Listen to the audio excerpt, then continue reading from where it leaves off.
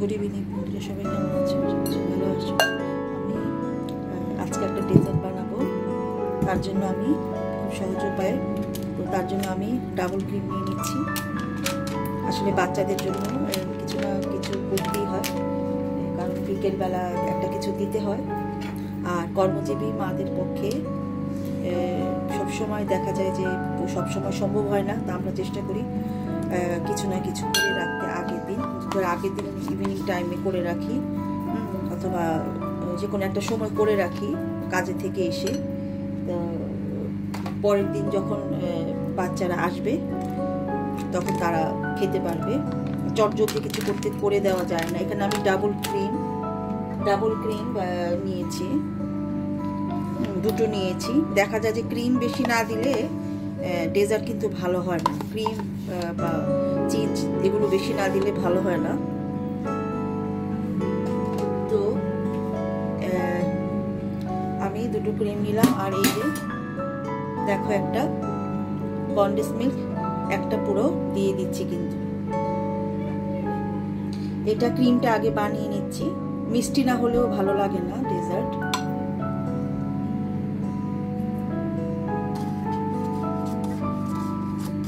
আসলে বললেই হয় না, অনেক ঝামেলা হয় কিন্তু বানাইতে গেলে।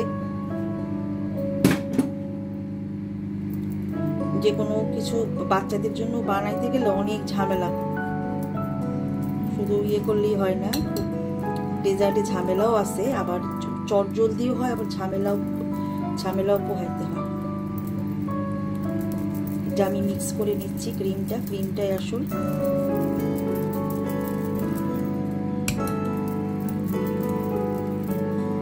আসলে মা হলে একটা সবসময় টেনশন থাকে যে কি দেবো, বাচ্চা কি খাবে, স্কুল থেকে এসে কি খাবে, কি করব।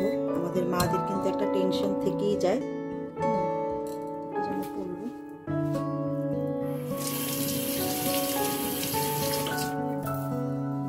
টেনশন থেকেই যায় কিন্তু। তো মোটামুটি আমার এটা ক্রিমটা হয়ে গেছে। এই যে দেখো, ক্রিমটা হয়ে গেছে। এটা এক সাইডে রাখি। তারপরে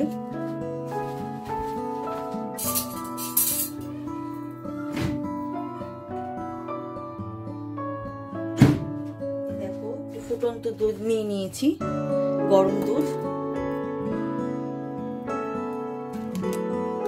গরম দুধে আমি একটু কফি পাউডার মিশিয়ে নিব।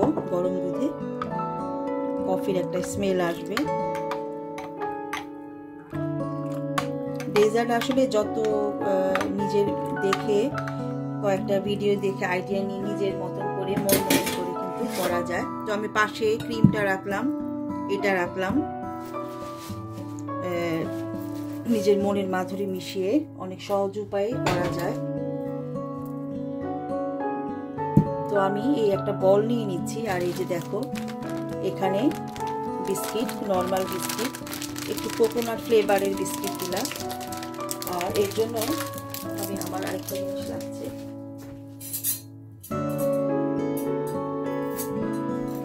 আমি করব যে একটা করে বিস্কিট ভিজিয়ে নিব। তো এই যে বিস্কিটগুলো বেশি ভিজালে হবে কি যে তোমার ইয়ে হয়ে যাবে, বেশি ভিজাইলেও সমস্যা আছে। একটা করে ভিজিয়ে নিব এভাবে। কত সহজ উপায়ে বানানো যায় সেটাই আমাদের আসলে চিন্তা করতে হয়, কত সহজ উপায়ে আমরা বানাতে পারি। আমি একটা কাজ করে দুটা করে দিয়ে দিই, কারণ অনেকগুলো আমাদের মাদের আসলে সবসময় একটা বেশি চিন্তা থাকে কিভাবে আমরা। আর আমাদের মধ্যবিত্ত বাবা মার পক্ষে সবসময় কিন্তু তোমার সম্ভব হয় না যে আমরা সবসময় অনেক দামি খাবার বাচ্চাদের ঘরেই যতটুকু করতে পারি নিজেদের হাতে যতটুকু কম পয়সায় বানাতে পারি সেটা চিন্তা করতে হয়। তো এটা আমি দেখলাম যে খুব একটা বেশি খরচ হয় না। আমি নিজেও এমনিতে চিন্তা করি যে কোন খরচ সবচেয়ে কম খরচে বাচ্চাদের ভালো কিছু দিতে পারবো। এটা আমার সবসময় আমার চিন্তায় থাকে। তো একটা একটা করে বিস্কিট আমরা এইভাবে করে ফুটন্ত দুধ নিতে হবে। ফুটন্ত দুধ, এই যে বিস্কিটটাতে কিন্তু একটু সুগার আছে, বিস্কিটগুলো, এই বিস্কিটগুলোতে একদম সুগার থাকে। আর তুমি এই ধরনের যে দেশেই থাকো না কেন, আমি বলবো তুমি ইয়ে করো, সুগার দেখে নিও। তো এখানে আমার মনে হইতেছে ক্রিমটা আমি উপরে দিয়ে দিই, কিছু ক্রিম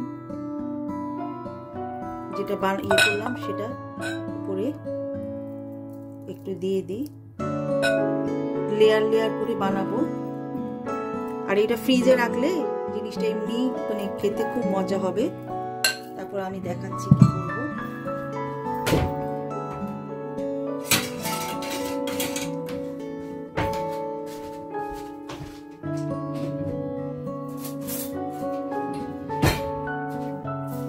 এই যে এখানে একটু কোকো পাউডার আমি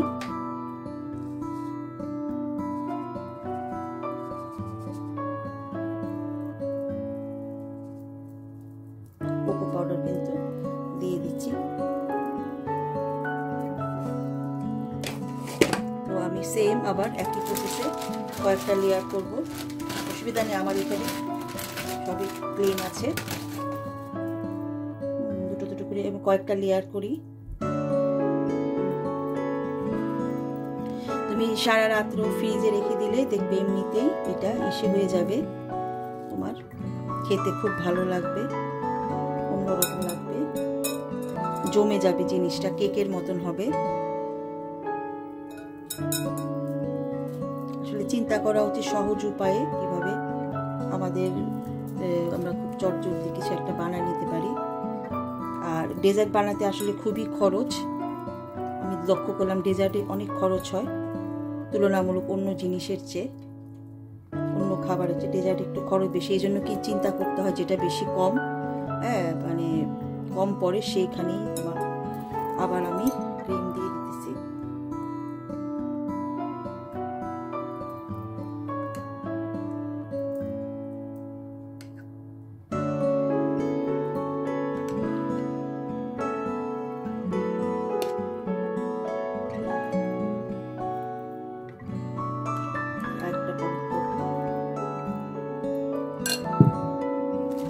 বিস্কিট খুলে নিচ্ছি, দেড়টাই হয়ে যাবে, বেশি লাগবে না, বেশি হলে আবার খাওয়া যাবে না।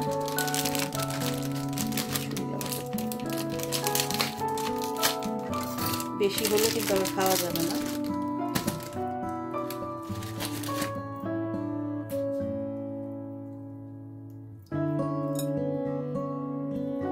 রাত্রেবেলা যদি মানে ফ্রিজে রাখবা তখন জমে যাবে এটা। এটা খেতেও খুব টেস্ট।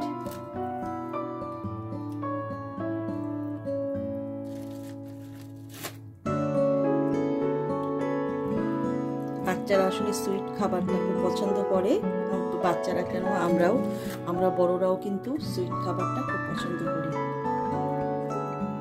মনে হয় যে সুইট কিছু খাই সবসময়।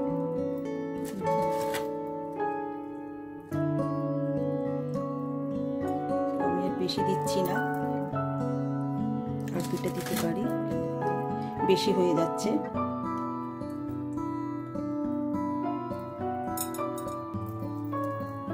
আমি ক্রিমটা ঢেলে দিচ্ছি।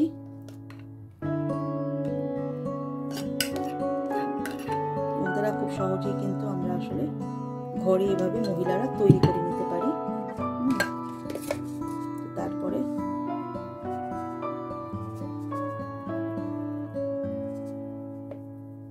এই যে কোকো পাউডারের গুঁড়ো, চকলেট, কোকো অথবা কফির গুঁড়ো যে কোনো কিছু দিয়ে, এখানে রাস ফুডস দিব না, আমার হাজবেন্ড আবার মানে উনি ফুডসটা আবার ইয়ে করে বেশি, যে ফুডসটা উপরে দিলা কেন, কারণ কি যে কোনো ডেজার্ট উনি টেস্ট করবে, কি করলাম একেবারে সব কিছু না খেতে হবে, আমি যেটা মানে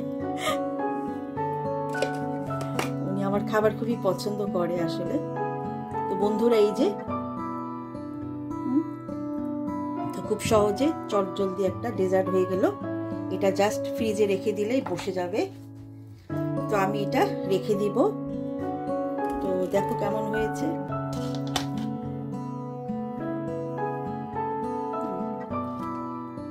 আজকের মতন বন্ধুরা, আল্লাহ হাফেজ।